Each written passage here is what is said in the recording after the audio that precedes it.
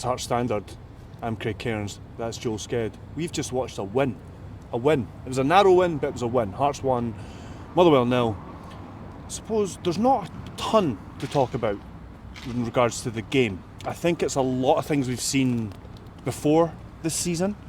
I suppose not quite. Except a win. Well, yeah, but there's still been some wins in there, and I suppose what I was going to say is that even some of the wins recently, there've been games where there's been more chances than the ones that they've taken. It's like they could have taken, that could have been more comfortable, they could have been out of sight, that kind of thing. Is it a positive that there was a really good performance there, even if they did come up short and making the game more comfortable? Or is it a worry that they went into the closing stages again, could have blown it? There was 2 chances Motherwell had in the dying stages there, not just the one to equalise. Yeah, I am leaning towards the positive of that always happens at the start of on cue.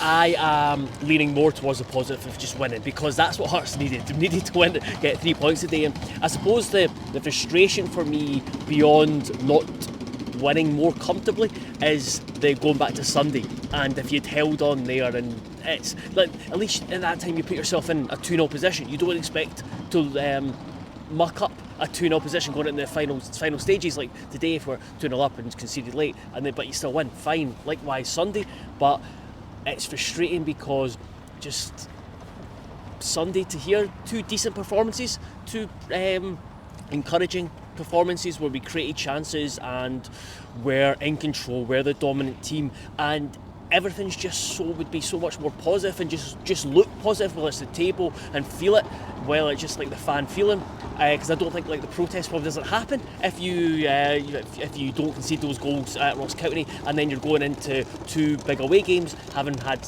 6 points and looking at the table, you're just looking at it more positively. I mean, I'm already looking at it. Turn to you. They just dropped a glass of well. You clean up job to go. And I turned to you as soon as I went full time. I'm like, is it wrong that I'm looking at the top 6 now? Because Motherwell are the team sitting in 6th, and they're rubbish. St Johnstone are rubbish. Ross County are rubbish. There's Dundee have come here and we're rubbish. St Mirren keep here, we're rubbish. There's a lot of rubbish teams in this division, and it's about time that we started putting a wee run together, because we got the quality within that squad to get up the table. What about the team selection? You asked after the game about the contributions of Grant and Boyce recently. It was pretty much, other than a couple of tweaks, it was pretty much largely the same team as it played against Ross County. And I suppose that, just to pick one of those, George Grant, that's been quite an interesting selection the last couple of games. It's kind of ebbed and flowed his time at Hearts in terms of in and out the team and form and things like that. But he seems to have given us sort of a drive in midfield that wasn't there before. I mean, I think talent-wise, I don't think he's come in and been like I don't think he's a better player necessarily than who he's come in for, or any of the guys that he's sort of playing instead of in there. But he has different sort of facets to his game that you don't get from those other players. Yeah, I agree, and what stood out for me was Critchy's answer was interesting. Said it's like gives the midfielder football brain. It's quite I don't know if it's quite pointed or what, but I could understand where he's coming from. But the big thing for me with Grant was there was a moment in the first half where he just got the ball and he just first time zinged it out to James Penrice on the left hand side, and I just probably think he gives you a bit more attacking direction and a bit more, you know what, I'm just going to play.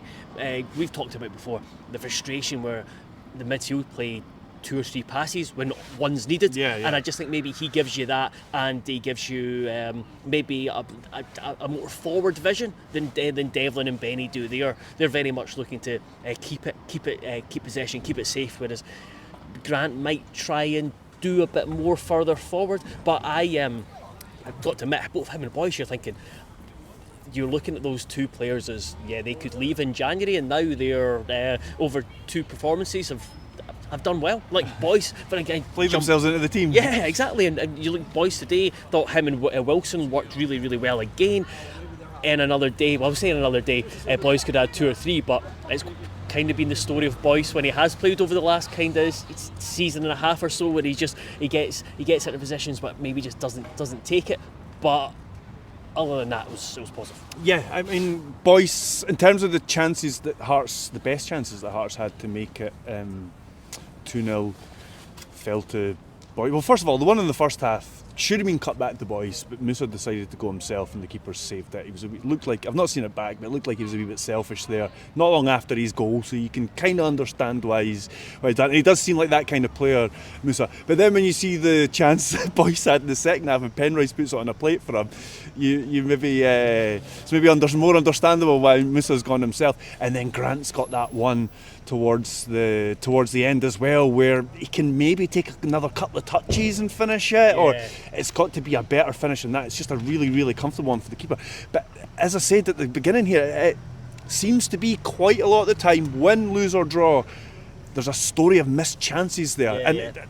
Critchley was asked, to be fair, after, and going by Tom Irving's analysis, which you can get on the site, about new signing Elton Kabangu. You said we were going to make that mistake. You planted that in my head. He looks like the type of player that could be getting on the end of these crosses and hopefully making Hearts more productive in front of goal. Yeah. I mean, that's the big thing. If you can take your chances, and I think Craig Fowler, he wrote a piece on about it, is the drop off in attacking form, where it's not just Shankland, it's like Grant, Forrest and Vargas, they've not continued or improved on last season, so it has been an issue, and a lot of wasted opportunities. And my bigger concern was just winning games at the moment, and then I suppose if we get to the point where we're not really looking at relegation too much, and then it's about getting to the it's about getting the next step is it's really rough. What is he doing at? YouTube. The next step is if you're looking to kick on again and get into the top six or whatever, and that's still happening. That's where it's a concern. It's not a massive concern at the moment, just because I think my main concern is just winning games. Just win more games. I know. I keep doing that. I keep looking at other teams' scores, and then I keep stopping myself and thinking, Hearts just need to win games. That's all that needs to just focus on yourself and win some games. Let's go on to the press conference predictions. Before we move to it, is it worth saying about Craig Gordon? His saves at the end, just because obviously we've certainly talked about it pre and post match shows about Gordon and Clark, they did the debate, and Gordon at the end of Ross County, and then you flip it to here, and he's made two brilliant saves, one world class save right at the end, which he celebrates like he's entitled to. Yeah. Absolutely. He's saved. It's the point saving or the match winning save that maybe he's not made too many of this season, but he still has that in his locker, and it was such a big performance from him wearing the captain's armband. Definitely 100 clean sheets now, might be 101 depending on that. Depending on your definition. But it was a big performance from Craig Gordon at a time where question marks have been asked. There's the debate that's been had and rightly had between him and Clark, but no, he's come up big. But it shouldn't have even had those chances. So we've been talking about Hearts not putting themselves in a more comfortable position. But what is going on there? Motherwell did nothing for 90 minutes. Nothing. Similar to Ross County. Nothing for 90 minutes. There was one moment in the first half where it was the first time they went up the pitch. It was half an hour into the game. It was the first time they got anywhere near Hearts' box. I think they put a cross in not long after that. That was all they did in the first half. Didn't really get going in the second half.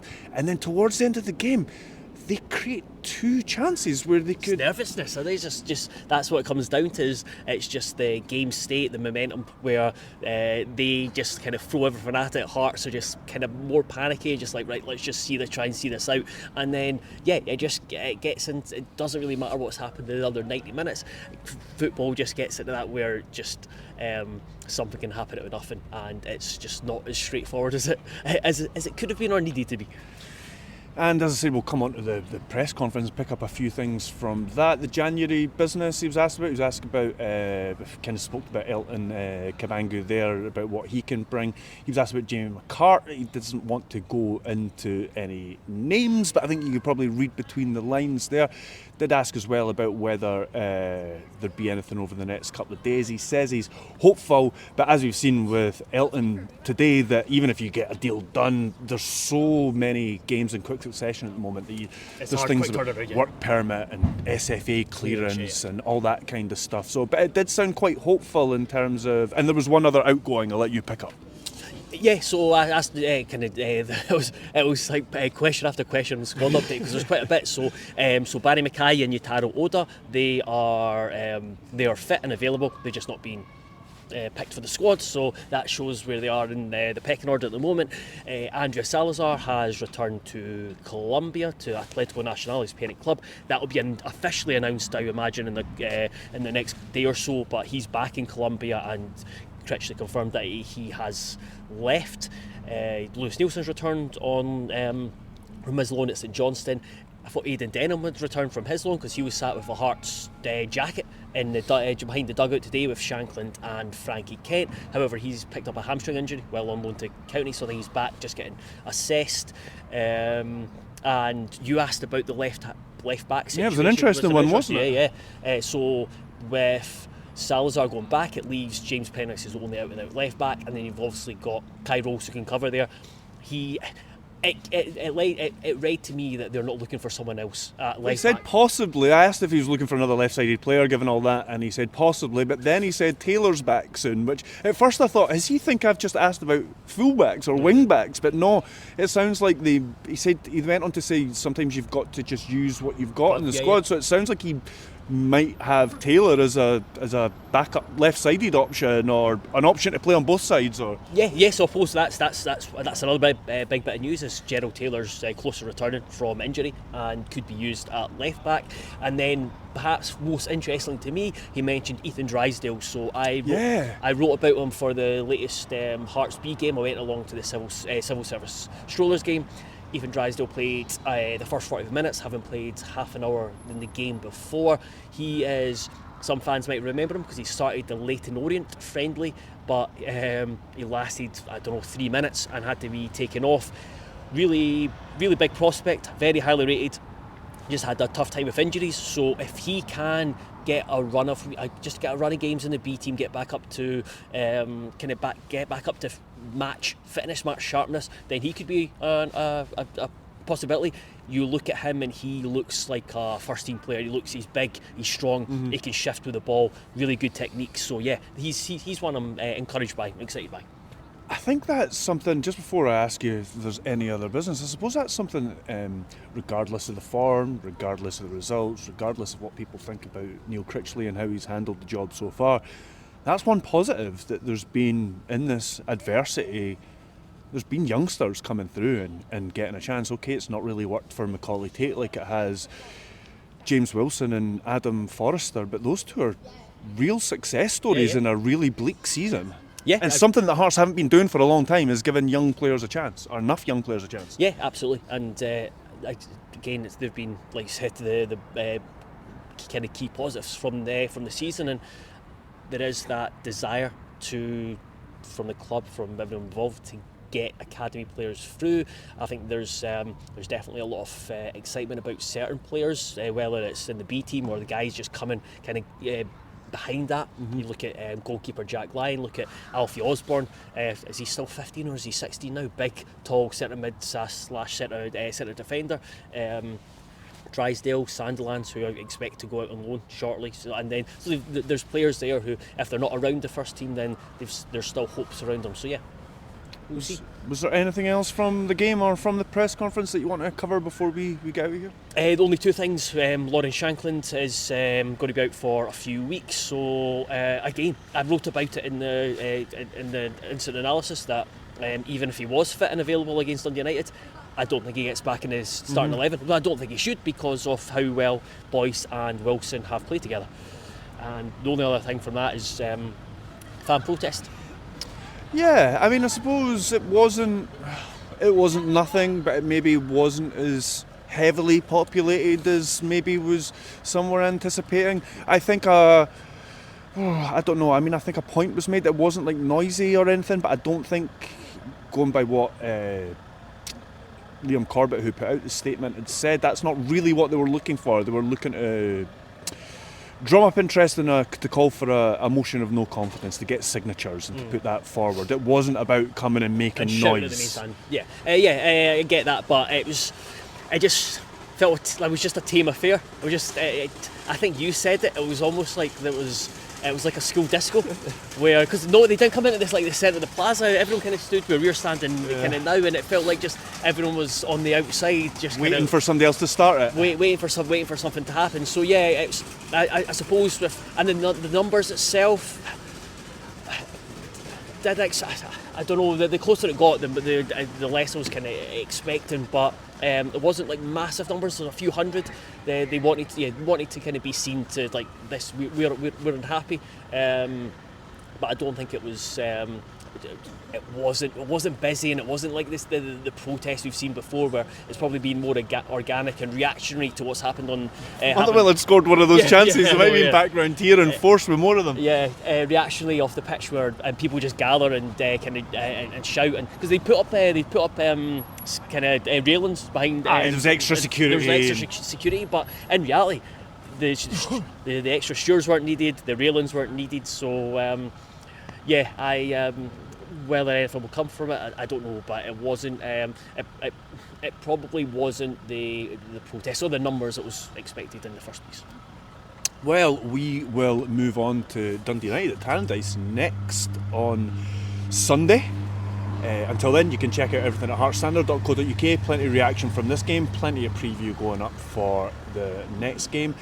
Thanks to everybody who's subscribed. We hit our 2,000 target by the end of the year. Thanks to Scarves Around the Funnel, who gave us a wee nudge to help get us over that line before the end of the year. On to the next target, and Happy New Year. See you all soon. Sorry, I just want to add one more thing about the protest that I forgot to add, and I think it's worth mentioning. I laid this in before my outro. I think it shows that like. There's obviously been a lot of noise, especially on social media, that it's not been as straightforward as that. There's a lot of fans who are quite content with the way quite content, or if not content with the way it's been run, are not don't want to go down the protest route, etc., etc. So I think it's what shows is like as usual in the Hearts crowd. There's a bit of a divide across various different things. Sheep and hat kickers. That's what we all are. Oh yeah. Simpler times. Simpler times, was it? I don't know. It was interesting times. Anyway, Happy New Year, everyone, and see you all soon.